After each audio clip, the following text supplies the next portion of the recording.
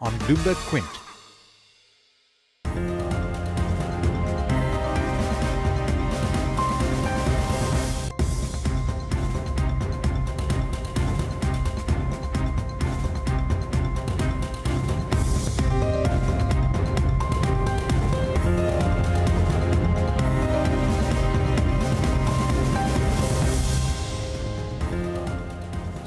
Good evening and welcome to Bloomberg Quint Live. I'm Alex Matthew. Over the next half hour, we'll help you catch up with everything that you might have missed over the course of the day. Let's start with the headlines. Indian markets have ended their 5-day losing streak. Index heavyweights, Infosys and HDFC lead the rally. IndiGo will get spare engines from Pratt & Whitney for all its grounded A320neo aircraft within 40 days. That's a Bloomberg exclusive. Cipla brushes aside US FDA concerns at its Goa plant, says the 8 observations are only procedural in nature. Biocon targets $1 billion in revenue from biosimilar sales in the United States by 2025. And students call off their rail roko protest in Mumbai after Railway Minister Piyush Goyal assures them of government support in securing jobs in the railways. Turning to the markets now, Indian markets, as I told you, halted a 5-day losing streak led by gains in index heavyweights, Infosys and HDFC. Neeraj Shah is standing by to take you through everything that happened in the markets today. Neeraj, over to you. It was an interesting day of trade simply because everybody anticipated that we may make a dash towards the 4-figure mark, and we were in the green at the close. Not a big green, about a 0.25% higher, but you don't complain when all that you get almost every single day is a fair bit of red. The mid caps and the small caps too bounce back a little bit in trade. However, the market breadth wasn't the most positive, about 3:2 in favor of the declines. Nifty Bank about 1/3% lower as well. So the banking stocks didn't quite do well. In fact, the private sector banks were the top contributors on the downside. What did well? Bharti Airtel, Eicher Motors. It was Bharti Infratel actually was the one that bounced back quite smartly. Eicher Motors did very well. Some of the other stocks that did reasonably okay included Tata Steel as well as Hindalco. So the commodity names did reasonably okay for themselves. The pack which didn't do well were the OMC. So look at Indian Oil, look at BPCL, a fair bit of correction that we saw on those stocks in trade.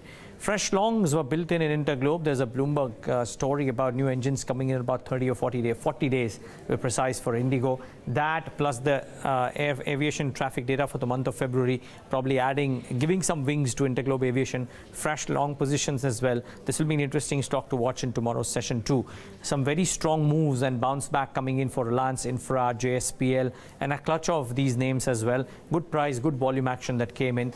The latest casualty, though, on the PSU banking side and the former CMD's name getting involved was Canara Bank, and that news dragged the stock lower about 3.5 or 4%. Not that all the other PSU banks corrected, but this one certainly did. The export duty has been scrapped for sugar, 20% export duty scrapped, and that led to Balrampur Chini and Sakti Sugars doing well, but more a case of a bounce. Don't quite know if this is sustainable or no. And fresh lows for a set of names, including Ad Labs Entertainment, which is down about 5%, and Deep Industries losing about 1.5%, but a series of cuts over the last few days for these stocks as well. So the broader market's not quite living up there. The large caps just doing a little bit better than what we've done in the last few days. Thanks so much for that, Neeraj. Let's move on to the big story of the day. Pratt & Whitney is said to have shared a plan with IndiGo to replace the faulty engines for all the airline's A320neo aircraft.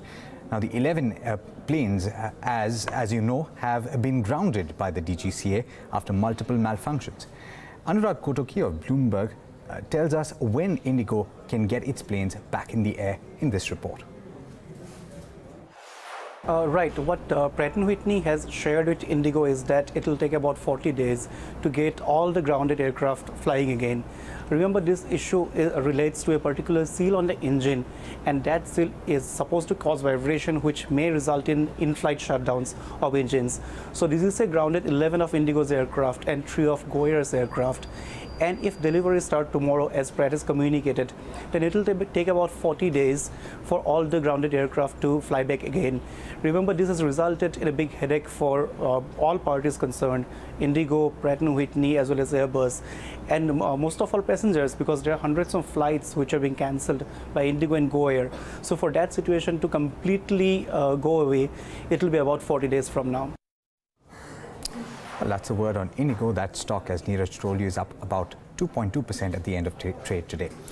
A couple of updates for you in the pharma space. The US FDA has made 8 observations on Cipla's manufacturing facility in Goa, but the stock recovered from the day's low after the management clarified that the observations are procedural in nature. Darshan Mehta sums up the observations and their implications in this report. There are 8 observations in total. Doesn't seem serious. The first observation is the only one that seems serious because it deals with failure to review out of specification issues, and this is a repeat observation. So Cipla will have to actually go ahead, do a lot of testing and then report to the US FDA in terms of what is happening. The other observations is basically in terms of procedural and return observations. The second one deals with documentation. The third talks about lab records incomplete. The fourth talks about establishment test procedures that were not being followed. The fifth speaks about establishment of no visual examination of reserve lots, appropriate lab controls, quality control and equipment. So basically, in terms of you looking at it, it does not seem serious in nature. Some of them are procedural in nature and actually will need to a little bit of tapering to do, in which they will be able to report to the US FDA. Now, it's a large plant. It's one of the largest plants that caters to the US markets.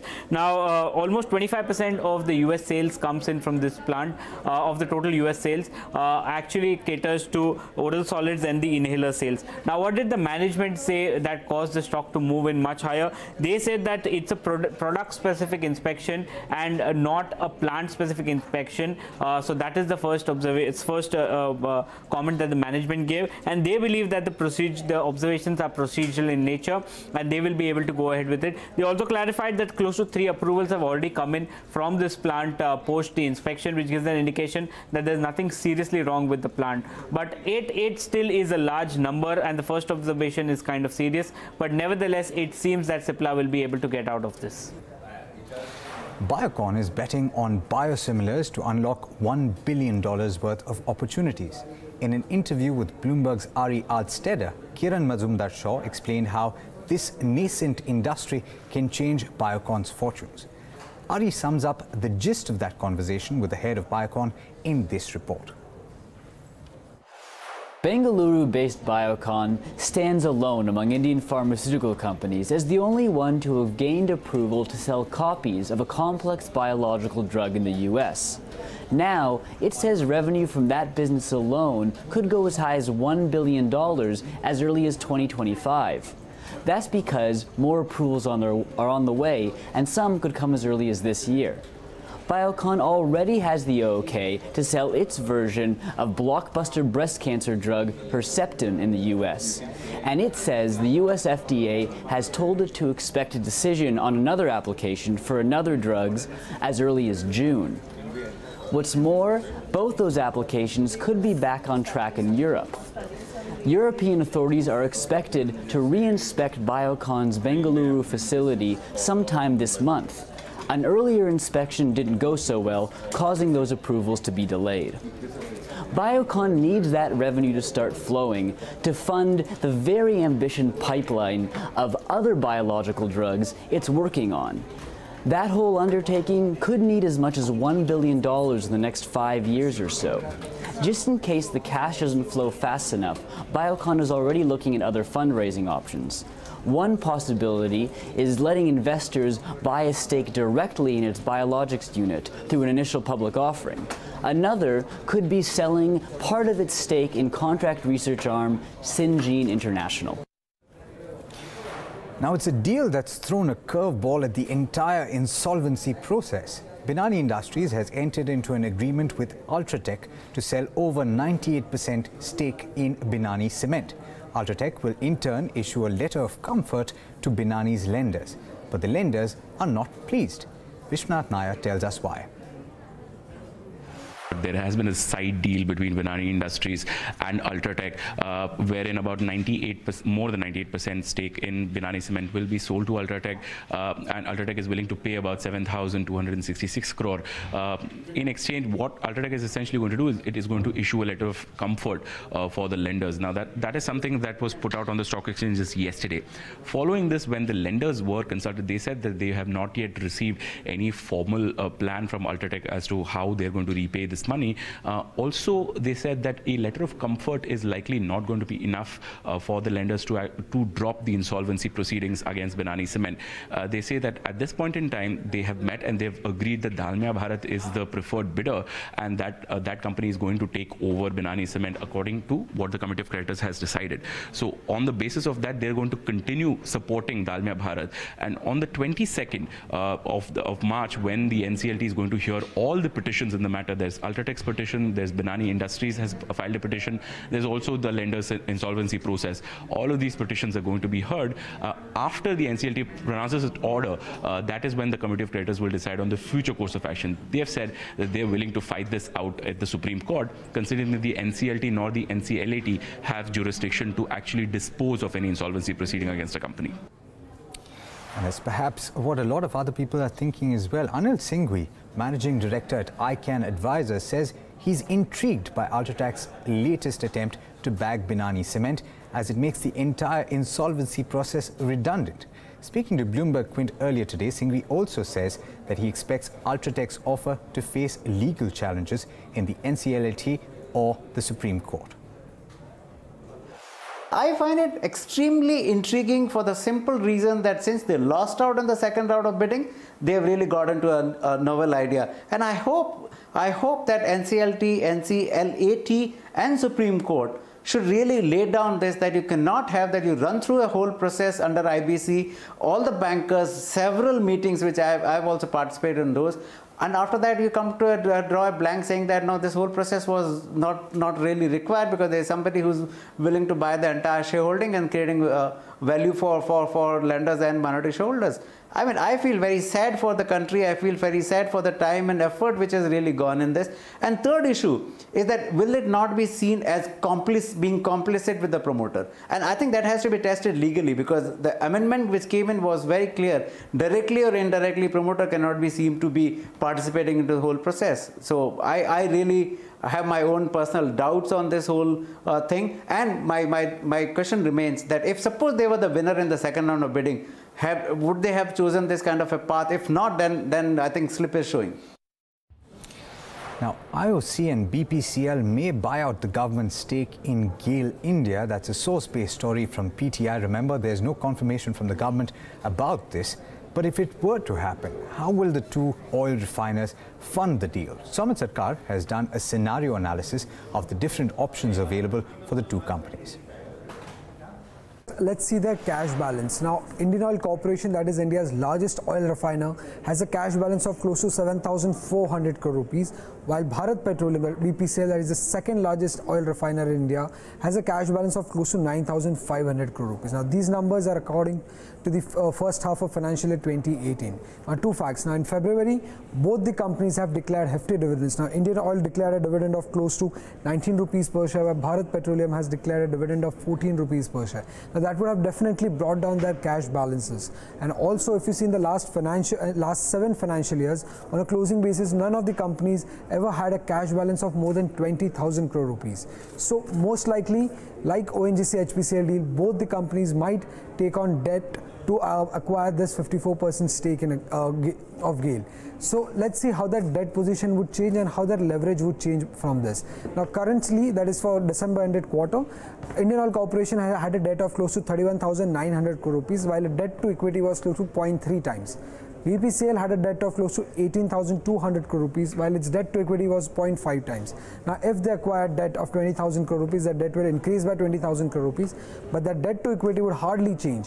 Indian Oil's debt to equity would change to around 0.5 times, while that of BPCL would increase to 1.1 times. Now, though both the companies are adding debt, their leverage ratio is still at a reasonable level. It's not an alarming level, that is 0.5 and 1.1. The second option that they have is they can sell stake in the listed entities that they own. Now, both the companies have stake in multiple listed companies that they can sell to acquire this stake. Now, Indian Oil Corporation has stakes in ONGC, Petronet LNG, Chennai Petroleum, Oil India and Lanka IOC, which is valued at more than 26,000 crore rupees. Now, Lanka IOC is listed on the Colombo Stock Exchange. On the other hand, Bharat Petroleum Limited has stakes in different companies like Indraprastha Gas, Petronet LNG and Oil India, which is valued at close to 9,500 crore rupees. So these are the possible options that these oil marketing companies have if they were looking to buy government's 54% stake in GAIL India. Now, Swachh Bharat, Smart Cities and Pradhan Mantri Awas Yojana are just some of the government's many flagship programs that were launched over the last few years. But a parliamentary committee report shows that the big plans have largely stayed on paper, with very little being spent by the government. Ian Marlowe of Bloomberg News, who's gone through the parliamentary committee's report, joins us now from Delhi for more. Ian, how large is the gap between what's been announced and what's been spent? It's about 80%.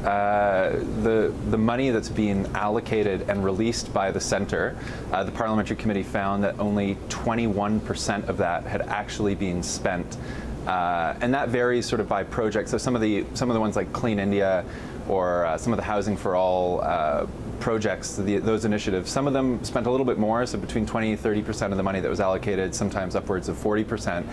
But then some of the programs like the Smart Cities program only spent 1.8% of the money that was actually allocated. So on paper, that's kind of how some of these projects are remaining. What's the government's explanation with regard to this lower spending, and also what are the critics saying? I mean, the government just came out and said these figures are flat out wrong. They're saying the parliamentary committee miscalculated and basically kind of said this is sort of a bureaucratic accounting error where, you know, we release the money and then it's spent sort of in waves, and the sort of certification of how it's spent and all the kind of final, you know, accounting just hasn't made its way back to us. That's what the government is saying. But the critics are saying, well, no, I mean, you've been using this excuse for years. They're saying this is just a sort of excuse that the government is trotting out. I spoke to the chairman of the parliamentary standing committee that looked at it, and basically, I mean, the numbers, the 1.8% for smart cities, the 21% for the sort of all of the 6 major programs, these are numbers that are actually coming from the government themselves. So the standing committee asked the government gave these numbers back. And then when the figures come out and it looks a little bit embarrassing, you know, the committee is basically saying, well, now you're kind of trotting out these excuses saying, you know, we don't have certificates or the accounting processes are to blame. And they're saying, well, no, it's really that the money hasn't been spent, these programs haven't been thought through. And the critics, and particularly Congress right now on Twitter, you know, are saying, you know, this is an example of, you know, Modi's schemes. They're sort of all marketing. They're slickly branded, but they're not actually being rolled out, you know, at the state level, at the local level. So that's what the critics are saying.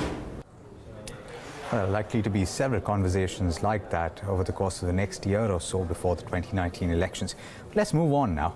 Nearly 500 students from several states today blocked the suburban railway tracks in Mumbai, demanding permanent jobs in the Indian Railways. These students have previously done apprenticeships with the Indian Railways. The students demanded 100% reservation for apprentices in railway jobs. Railway Minister Piyush Goyal urged the students to join the ongoing recruitment drive that ends on the 31st of March. The protest was eventually called off at around 10:30 a.m. Maharashtra Chief Minister Devendra Fadnavis informed the Legislative Assembly that the Railway Administration had initiated talks with the protesting students. The disruption forced the Central Railways to stop the suburban as well as express train services between Matunga and Chhatrapati Shivaji Maharaj terminus in South Mumbai temporarily. हमारे द्वारा पहले से ही 20% पदों को course completed act apprentices के लिए आरक्षित किया गया है।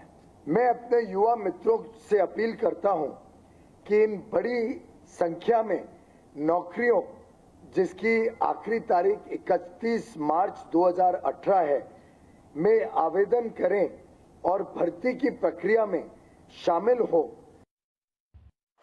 देश के जो नौजवान बच्चे हैं उनको नौकरी मिलनी चाहिए, ये मोदी सरकार की प्राथमिक जिम्मेदारी है और पहले दिन से ही सरकार उसके लिए काम कर रही है। इस प्रकार से बिना नोटिस इस प्रकार से आंदोलन करके शहर के लोगों को हैरान परेशान करना ये भी कोई अच्छी बात नहीं है, उचित नहीं है। इसके लिए एक बड़ा बहस का मुद्दा है, इसके बारे में खुलकर हमको चर्चा करनी पड़ेगी। पिछले 2-3 साल से ये सभी युवा साथी, ये सिर्फ महाराष्ट्र की युवा साथी नहीं है, ये देश के कोने कोने से आए हुए युवा साथी है। पिछले 2-3 साल से वो अपनी बात रखने की कोशिश कर रहे थे। वो राज्य सरकार के पास जा रहे थे, वो केंद्र सरकार के पास बात रखने की कोशिश कर रहे थे। 10-10 बार उन्होंने सरकार के पास अपने आवेदन भी दिए, लेकिन सरकार सुनना नहीं चाहती है। ये मन की बात वाली सरकार है, दूसरों की बात सुनना इस सरकार का एजेंडा नहीं है। Now, External Affairs Minister Sushma Swaraj has today said that 39 Indians who were abducted by the ISIS in Mosul in Iraq were killed. In a statement in the Rajya Sabha, Swaraj said that 40 Indians were originally abducted by the ISIS, of which one escaped by posing as a Bangladesh national. The remaining 39 were taken to Badush and killed. Search operations have confirmed a mass grave, and DNA testing has established the identities of the Indian citizens. Swaraj also said that Minister of State for External Affairs V.K. Singh will be flying to Iraq to bring back the remains on a special flight. Leaders from all parties offered their condolences in Parliament. हम सब जानते हैं कि वर्ष 2015 के जून महीने में Iraq में हमारे 39 भारतीय ISIS के द्वारा बंधक बना लिए गए थे। इस विषय पर बहुत बार सदन में चर्चा हुई। आज मेरे पास दोनों बातों के पक्के सबूत हैं। पहला कि हरजीत मसीह की कहानी सच्ची नहीं थी, और दूसरा, भारी मन से कह रही हूँ, वो लोग मार दिए गए हैं। हो सकता है DNA मैच ना करता, तो आज भी हम आपको नहीं बता सकते थे, क्योंकि सुषमा जी ने एक बयान दिया था सदन के अंदर कि जिस दिन कोई ठोस सबूत मिल जाए जीवित होने का या मृत होने का, वो सदन के अंदर बताएंगे। आज उन्होंने बता दिया, क्योंकि आज हमारे पास 38 लोगों के DNA मैच हो गए, तो इससे बड़ी और कोई चीज नहीं हो सकती। मुझे सिर्फ ये अफसोस है कि इतने टाइम क्यों लगा ये बताने के लिए, कब हुआ है हम जानना चाहिए, क्योंकि सरकार तो जितनी उम्मीद दिए उनको परिवार को, वो भी ठीक नहीं था कि अगर उनके पास कोई कॉन्फर्मेशन नहीं था तो ऐसे क्यों बताए कि ये लोग जिंदा है। अभी 3-4 साल से कह रहे हैं कि ये लोग जिंदा है, और अभी देखिए खबर जो आए, बहुत दुखी बात है। The Trump administration is pressing countries to ally with the US and oppose China's trade policies, and in exchange, the countries would get a relief from American tariffs on steel and aluminium, according to sources. US Trade Representative Robert Lighthizer has been leading negotiations under which countries may be excluded from the 25% tariff on imported steel and 10% on aluminium. Meanwhile, US companies from Walmart to Amazon are warning President Donald Trump that any sweeping trade action against China could raise consumer prices, increase costs for businesses, and hurt stock prices. He's still one of the richest people in Saudi Arabia, but his relationship with the royal family had apparently soured. Prince Al-Walid bin Talal, the chairman of Kingdom Holding, was initially put under arrest at the Ritz-Carlton, where he spent nearly a month before entering into an agreement with the royal family. Speaking to Bloomberg's Eric Schatzker, he says he's still very much in control of his companies, and his release was not subject to him accepting any guilt. You know, I don't believe I belong there at all. So, you know, I am always, almost always in agreement with my government, but not necessarily all the time. For example, I give advice to the government in certain incidents and certain cases, and sometimes they listen to me, and sometimes they don't. It's like they give me advice on certain things, and I listen sometimes I don't. So there's an interaction between me and the government continuously. Now, on that particular subject, I don't believe I should be in there. Yet I'm there. I respect the government. I accept what they said, and I'm under the support of Saudi Arabia, under the king and crown prince. What did the government want from you? Did they ever make that clear? Well, you know, I will not dwell into the discussion that took place between me and the government of Saudi Arabia and through the representatives. They must have wanted something, though. No, I read what was written, that they want a chunk of A or B or C of what I have, and this was all rumors. According to one report, it was $6 billion. Oh yes, I read $6 billion, I read more than that, less than that, I understand that. Though, frankly speaking, all these are rumors, but I will not dwell into the arrangement between me and the government. Did it cost you anything to leave? I will not comment on the content of the agreement between me and the government. No, but what I'm asking is, did you have to pay the government any money? Did you have to hand over any land? Did you have to surrender any shares? When I say it's a confidential and secret agreement, an arrangement that is based on confirmed understanding between me and the government of Saudi Arabia, I have to respect that. Now, a recent tragedy may slow the push towards self-driving cars. An Uber vehicle operating autonomously with a safety operator behind the wheel struck and killed a woman in Arizona. This is the first known pedestrian fatality from a driverless vehicle. Uber has suspended its autonomous driving programs in 4 states in the US. Bloomberg Technologies' Eric Newcomer has this report.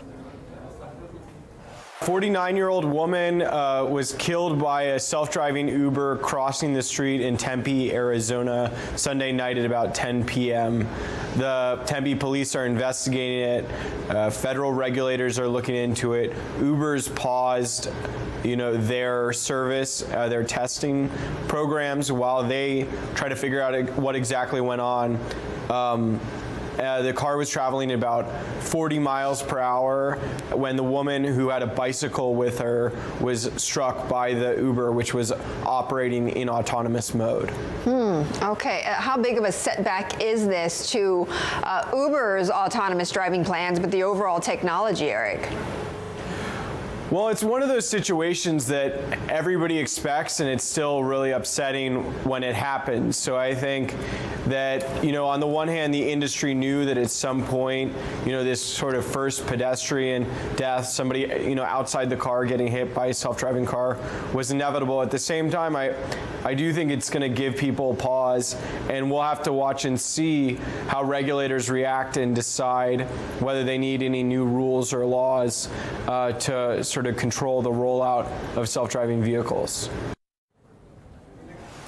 Well, more than anything else, that proves that it's far from foolproof. Autonomous cars, of course. With that, it's a wrap on this edition of What Did You Miss? But there's a lot more coming up over the course of the day. Do stay tuned. This is Bloomberg Quint.